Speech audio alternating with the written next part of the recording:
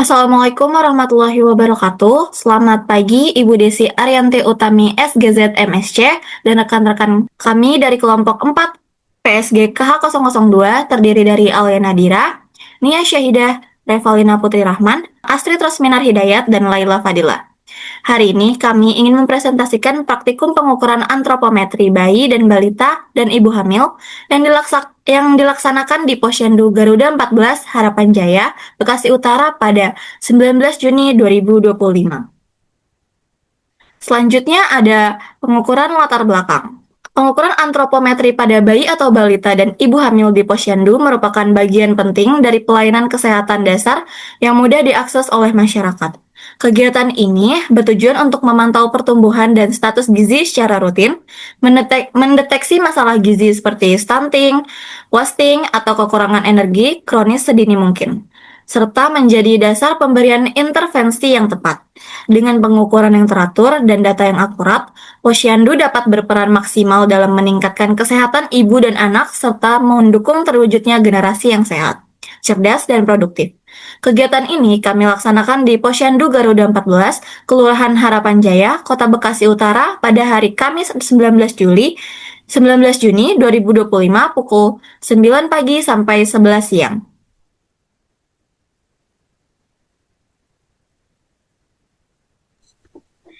Berikut tabel hasil pengukuran berat badan balita.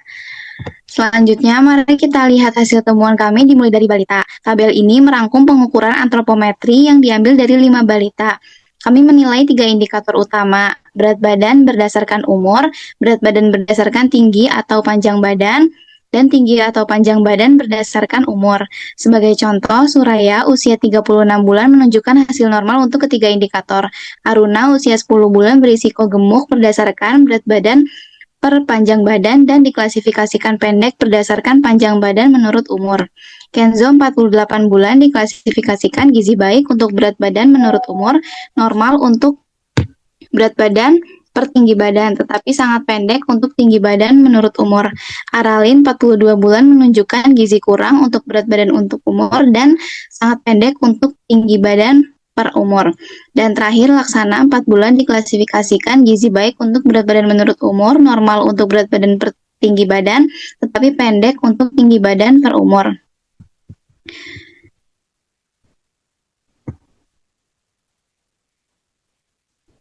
Pembahasan pengukuran balita. Berat badan berdasarkan umur atau berat badan menurut usia, indikator ini dipakai untuk menilai berat badan bayi dan anak usia 0 sampai 60 bulan. Berat badan berdasarkan tinggi atau panjang badan, metode ini digunakan untuk mendeteksi masalah gizi seperti gizi kurang, gizi buruk, atau risiko gizi lebih. Tinggi atau panjang badan berdasarkan umur, indikator ini dipakai untuk mengetahui apakah anak pendek atau sangat pendek. Selanjutnya ada lingkar kepala. Jadi kenapa sih pengukuran lingkar kepala itu penting? Karena lingkar kepala adalah indikator kunci untuk pertumbuhan dan perkembangan otak anak, terutama pada usia balita. Lalu nilai normal itu mengindikasikan pertumbuhan otak yang baik dan tidak ada gangguan. Dan juga pengukuran rutin membantu deteksi dini masalah, memungkinkan penanganan cepat jika ada penyimpangan. Ukuran lingkar kepala normal yaitu bayi baru lahir tuh sekitar 34 sampai 35 cm, 0 sampai 3 bulan bertambahnya 2 cm per bulan, 4 sampai 6 bulan bertambahnya 1 cm per bulannya, 6 sampai 12 bulan bertambah 0,5 cm per bulan, dan hingga 5 tahun sekitar 50 cm. Selanjutnya ada langkah-langkah pengukuran, yaitu yang pertama, siapkan alat ukur atau pita ukur, dan pastikan kepala bayinya bebas aksesoris. Posisikan balitanya dengan aman dan nyaman, lalu lingkarkan pita pada bagian kepala yang terbesar melewati oksiput, dan juga baca dan catat hasilnya dalam sentimeter. Ulangi sampai 2-3 kali untuk akurasi, lalu ambil rata-rata hasilnya. Selanjutnya ada hasil dan pembahasan dari tabel berikut. Yang pertama ada Suraya, gendernya perempuan dengan lingkar kepalanya 47 cm, diklasifikasikan normal. Lalu ada Aruna, lingkar kepalanya 46 cm, klasifikasi normal. Lalu ada Kenzo dengan klasifikasi normal juga, Aralin dengan klasifikasi normal, dan Laksana yang lingkar kepalanya 36 cm, klasifikasinya abnormal. Pembahasan hasilnya dari 5 balita yang diukur, 4 memiliki lingkar kepala normal, yaitu Suraya, Aruna, Kenzo, dan Aralin. 1 balita, Laksana, memiliki lingkar kepala abnormal sekitar 36 cm. Hasil normal menunjukkan status gizi dan kesehatan yang terjaga baik pada sebagian besar otak. Kasus lingkar kepala abnormal memerlukan intervensi lebih lanjut dan pemantauan berkala untuk memastikan pertumbuhan optimal.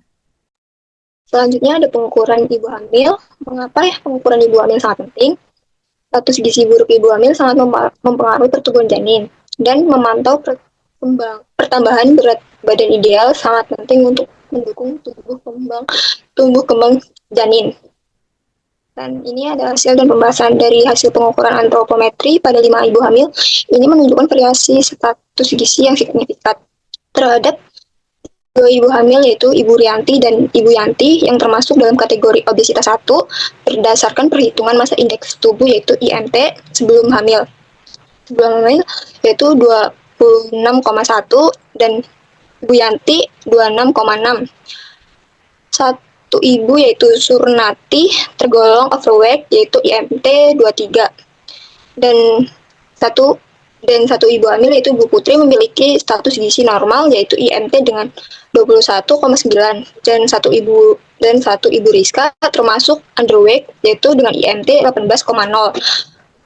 Keragaman ini menggarisbawahi pentingnya penilaian status gizi secara individual pada awal kehamilan untuk menentukan resiko dan intervensi yang tepat. Next. Dan selanjutnya ada lingkar lengan atas pada ibu hamil. Langkah-langkah pengukuran lengan atas yaitu pertama ada tetapkan posisi bahu dan siku. Kedua ada letakkan pita di antara bahu dan siku. Yang ketiga tentukan titik tengah lengan. Yang keempat ada lingkar pita lila pada lengan tengah. Yang kelima, pita jangan terlalu ketat. Yang keenam, pita jangan terlalu longgar. Dan yang ketujuh, cara membaca skala yang benar. Next.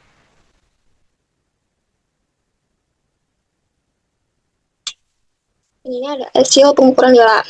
Hasil pengukuran ini ada beberapa faktor yang mempengaruhi lila sebagai indikator. KEK adalah usia ibu hamil dengan jumlah anak paritas dan jarak kehamilan berdasarkan hasil pengukuran dari 5 respondel.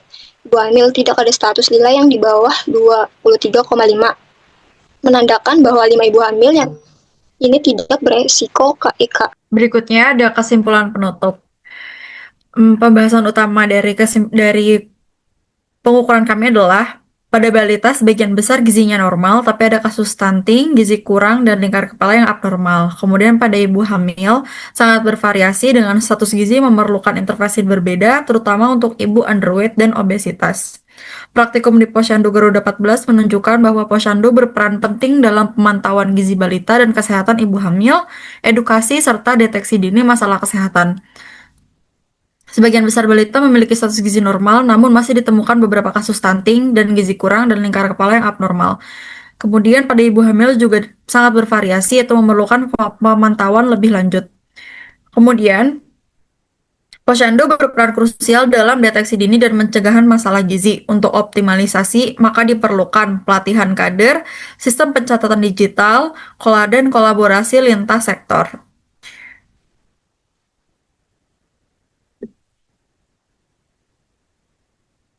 Baik, terima kasih atas perhatiannya. Akan kami akhiri presentasi ini. Wassalamualaikum warahmatullahi wabarakatuh.